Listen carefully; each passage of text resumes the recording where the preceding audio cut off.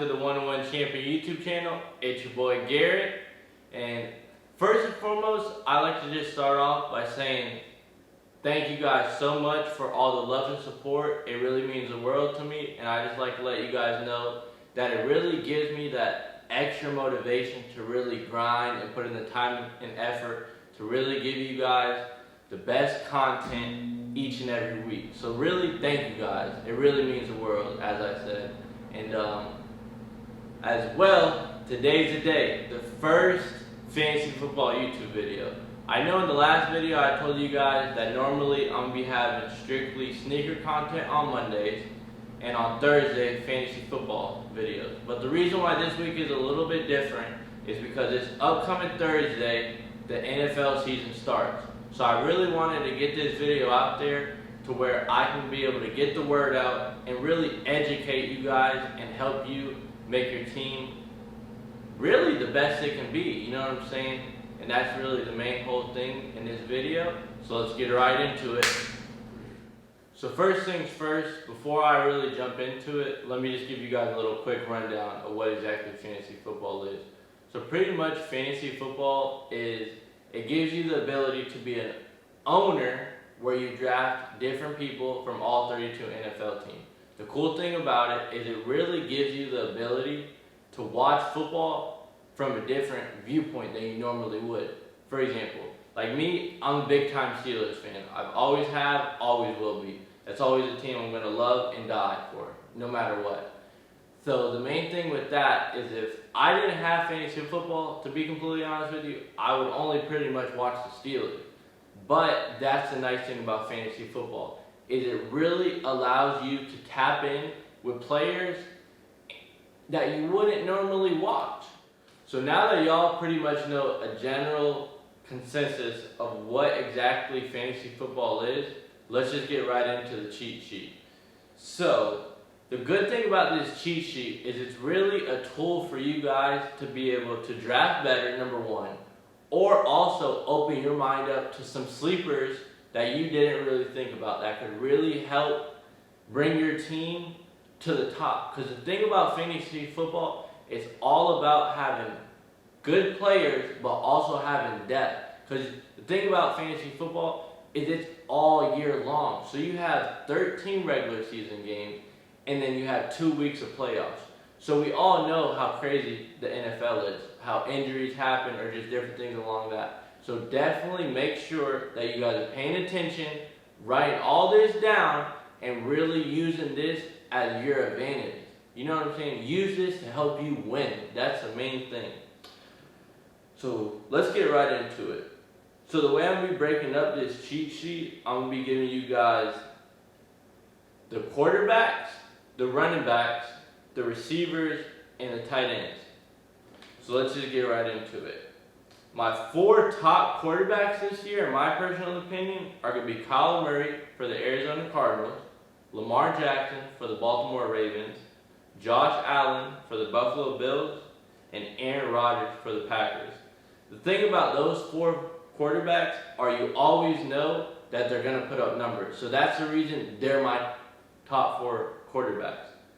And in terms of mid-round quarterbacks, which they're still good, don't get me wrong. All 4 of these people that I'm about to tell you, they put up good numbers. But a lot of people sleep on them, so it gives you the ability to get them later on in the draft. You got number 1, you got Matthew Stafford for the Los Angeles Rams, Justin Herbert for the Chargers, Matt Ryan for the Falcons, and Russell Wilson for the Seahawks. So the thing about all 4 of those quarterbacks are they're all pretty much veterans except Justin Herbert. So you know more than likely they know what they're doing out there.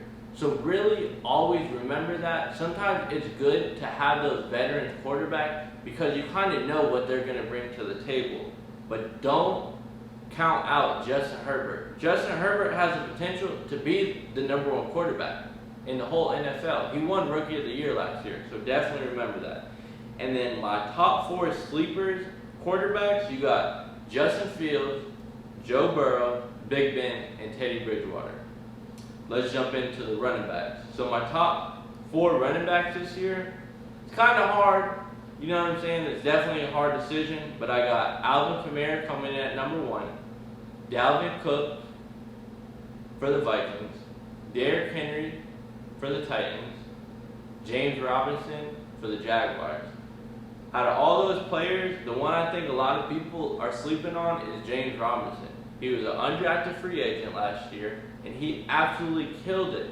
And yes, they did draft Travis Etienne from Clemson, but he's out this year with a torn ACL. So I definitely see him bouncing back and really having the same year that he did last year. It's going to carry over for sure. And then mid-round running backs that you can look at, you got Clyde Edwards-Helaire for the Chiefs. Then you got Najee Harris for the Pittsburgh Steelers, Gus Edwards for the Ravens, and Saquon Barkley.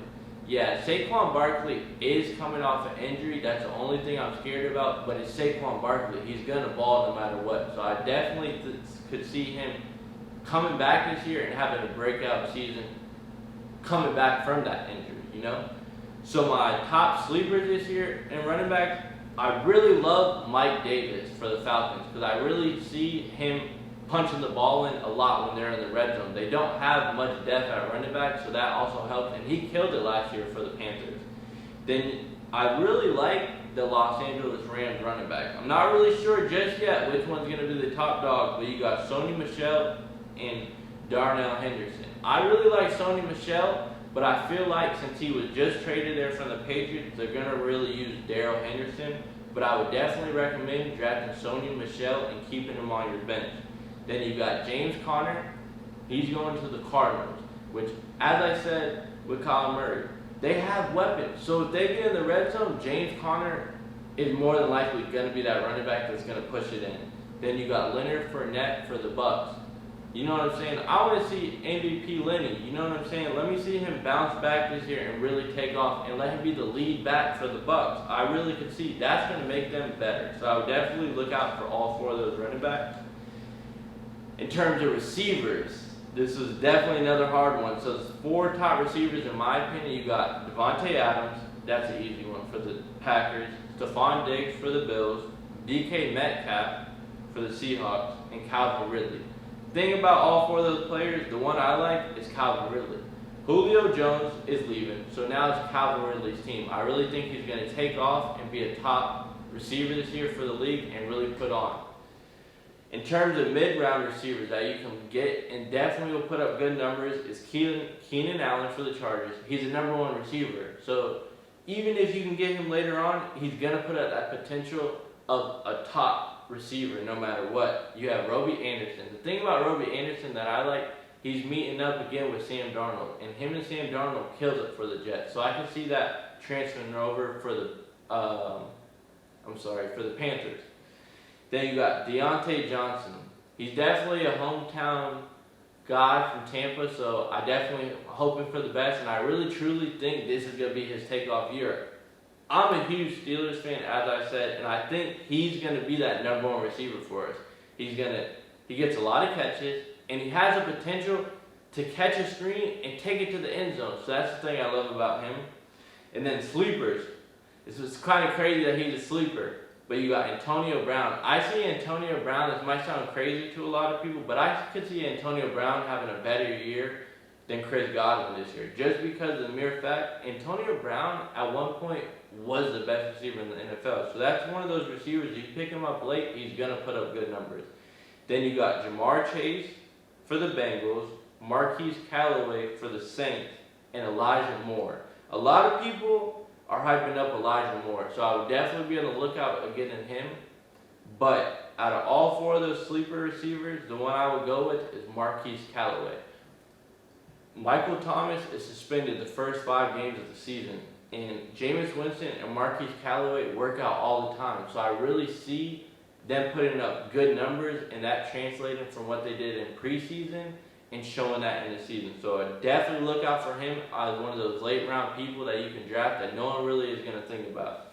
And in terms of tight end, the 4 top tight ends that I have are Travis Kelce from the Chiefs, Darren Waller from the Raiders, George Kittle from the 49ers, Kyle Pitts from the Falcons. The one, obviously, that I'm the most excited to watch is Kyle Pitts, because Kyle Pitts is going to a Falcons team where other than Calvin Ridley, he's that other number one target for Matt Ryan. So I could definitely see him taking off this year. And some mid-round tight ends, you got Robert Tonyan, the Packers tight end. He's going to take off just due to the mere fact he has Aaron Rodgers. He led last year for tight ends and touchdowns, so that also helps. You always love to hear that. Then I got Noah Fant from the Broncos, Mike Gesicki from the Dolphins, and Rob Gronkowski. The one that I'm iffy about the most is Rob Gronkowski, just because of the fact he is getting a lot older, but it's him and Tom Brady. So if you can pick him up mid-round, I would definitely recommend that. And in terms of sleeper tight ends, you got Jared Cook for the Chargers.